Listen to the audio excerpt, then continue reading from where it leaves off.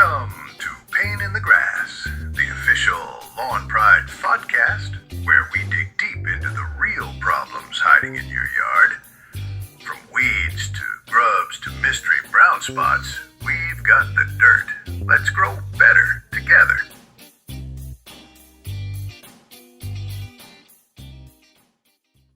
Welcome to the Deep Dive.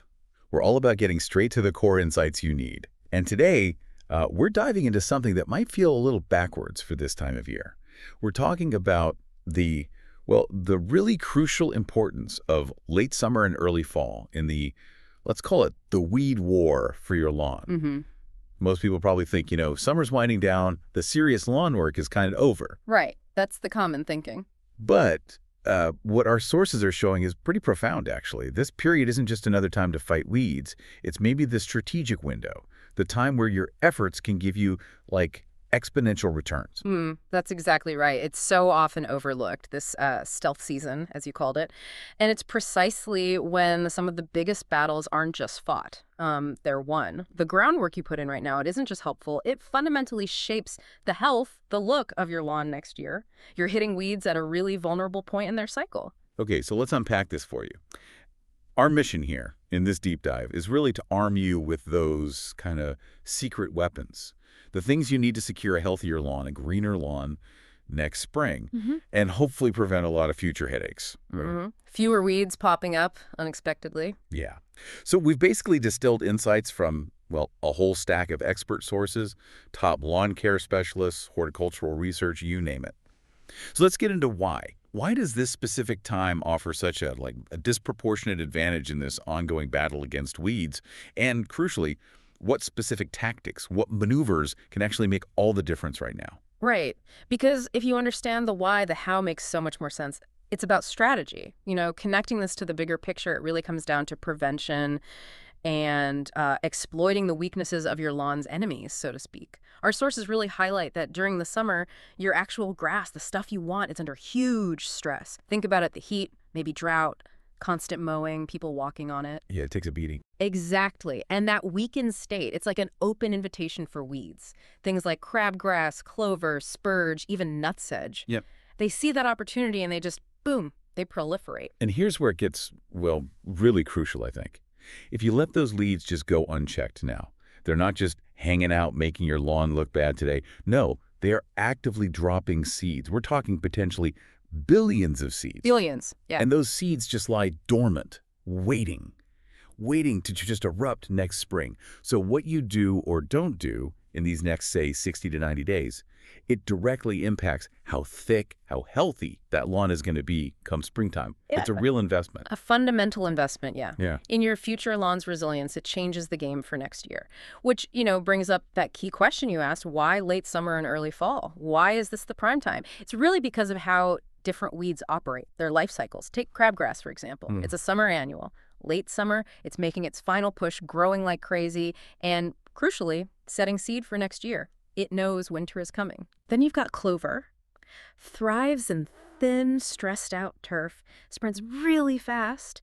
Nutsedge, people call it nutgrass. Sometimes it loves damp spots, compacted soil. And it's super tough because it spreads underground with these little tubers or nutlets. Nutsedge is the worst. It's a battle. And spurge, too.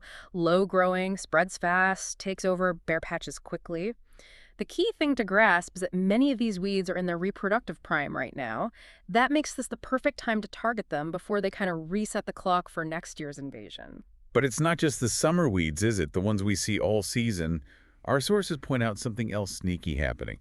Late summer, early fall. That's also when the winter annual weeds are just getting started, germinating. Exactly. The next wave is already beginning. Yeah, we're talking things like chickweed, forms those dense mats, chokes out grass, sometimes even grows through a mild winter. Henbit, too, with those little purple flowers. Yeah. And maybe the most frustrating one for lawn perfectionists, annual bluegrass. Poa annua. Oh, Poa. Looks like grass, kinda, but it creates these uneven, patchy areas, especially noticeable after winter. And the point is, they're setting up shock now, quietly. Right now. Okay, so the threat is coming from multiple angles then. Summer weeds finishing up, winter weeds starting out. Precisely. Which brings us to the core strategies. What can you actually do? Our sources lay out basically 4 crucial tactical phases for this late season campaign. Phase 1, targeted weed control. Pretty straightforward. Okay. This just means dealing with what you can already see, applying spot treatments, or maybe a broader application for broadleaf weeds now. Knock back those existing weeds before they spread more seed or dig their roots in deeper for the winter. Got it. So step 1, tackle visible enemy. Makes sense. But then you mentioned prevention. That feels equally important, maybe more so long term. Absolutely critical. Which leads to phase 2, pre-emergent prevention. Okay, pre-emergence. I've heard of these. Timing is key here, right? Timing is everything with pre-emergence. You have to get it down before the weed seeds germinate. For most places, you're looking at getting that herbicide down when the soil temperatures are consistently hitting about 70 degrees Fahrenheit, and importantly, they're dropping. 70 and dropping, okay. Yeah. So typically that means late August, maybe early September in northern areas, maybe September into early October further south. And the mistake is waiting until you actually see those little winter weeds popping up. Exactly. If you see them, you've missed the prevention window. The pre-emergent won't stop weeds that have already sprouted. So you're aiming to create like a barrier. Precisely. A protective barrier in that top inch or so of soil. It stops the new weed seedlings from ever establishing roots. You'll want to look for products with active ingredients like prodiamine, dithiopyr, or pendimethalin.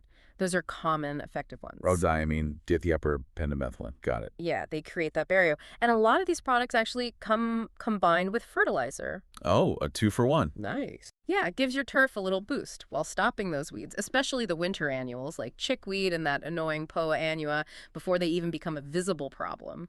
Stops them in their tracks. Okay, so we've hit the existing weeds. We've put down a barrier for the new ones. What about those really stubborn ones, the perennials maybe, that are already well established? Dandelions, things like that. Great question. That leads us to phase 3, post-emergent targeted strikes. Dealing with what's already broken through or was too established for the pre-emergent. And here's the thing. Fall is actually a fantastic time to treat perennial weeds like dandelions or plantain. Why fall specifically? Because of their biology. In the fall, perennial weeds are actively sending sugars and nutrients down to their roots. They're storing energy to survive the winter. Ah, okay, like squirrels hoarding nuts. Exactly. It's their energy storage phase, and this makes them incredibly vulnerable. When you apply a systemic herbicide, now one designed to move through the plant, it gets transported right down to the roots along with those sugars. So it hitches a ride straight to the control center. Bingo. Delivering a much more effective, decisive blow to the entire plant, roots and all. Much better kill rate than trying to zap them in the summer sometimes. Okay, what kind of products are we talking about here? For the broadleaf types like dandelions, clover, plantain, you're looking for selective herbicides. Ones containing compounds like 2,4-D, dicamba, MCPP, those are common ingredients. Selective meaning they target the weeds but not the grass. Ideally, yes. Though, always read the label carefully. For grassy weeds that might have popped up, things may be missed by the pre-emergent.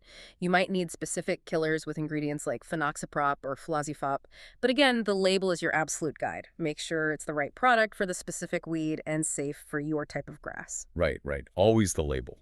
Okay, so that covers the chemical side, hitting existing weeds, preventing new ones, targeting the tough perennials. But there's more to it than just spraying, isn't there? Oh, absolutely. Which brings us to phase 4, which is arguably the most powerful long-term strategy. Cultural control, building lawn resilience. Cultural control. Okay, what does that involve? It's basically about making your lawn so healthy, so dense, so vigorous that weeds just don't get a chance.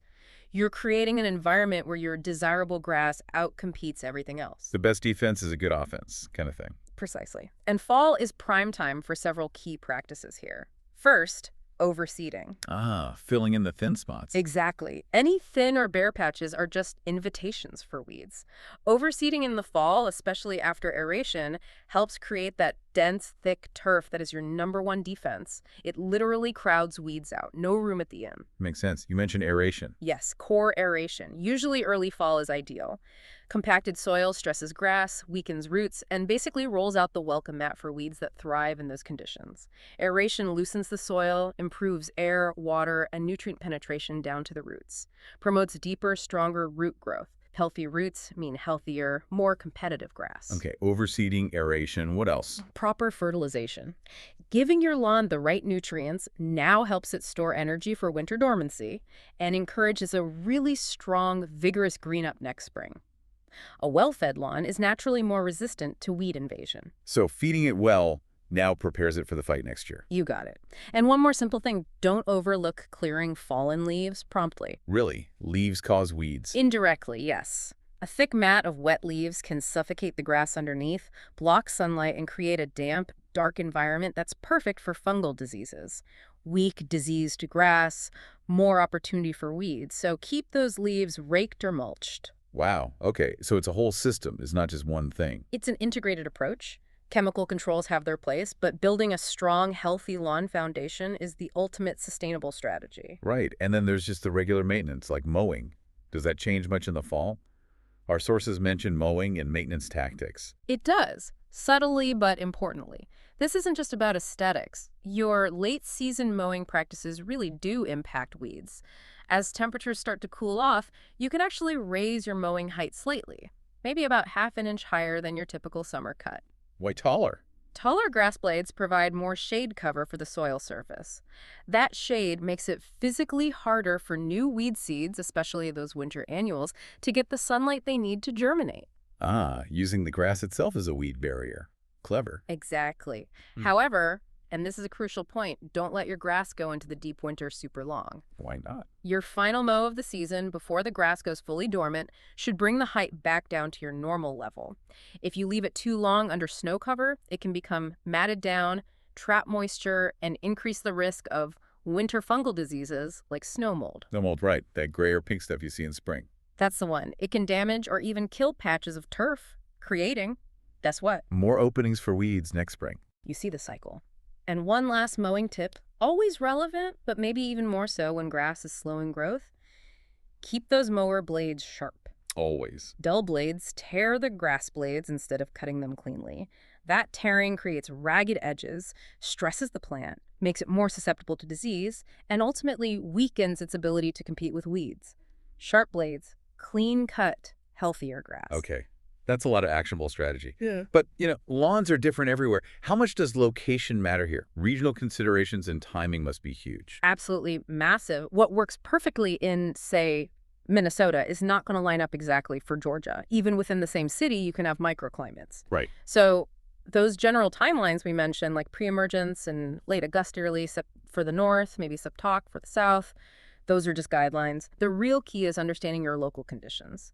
Knowing your average first frost date is super helpful because a lot of the timing works backwards from that. So how do people find that specific local info?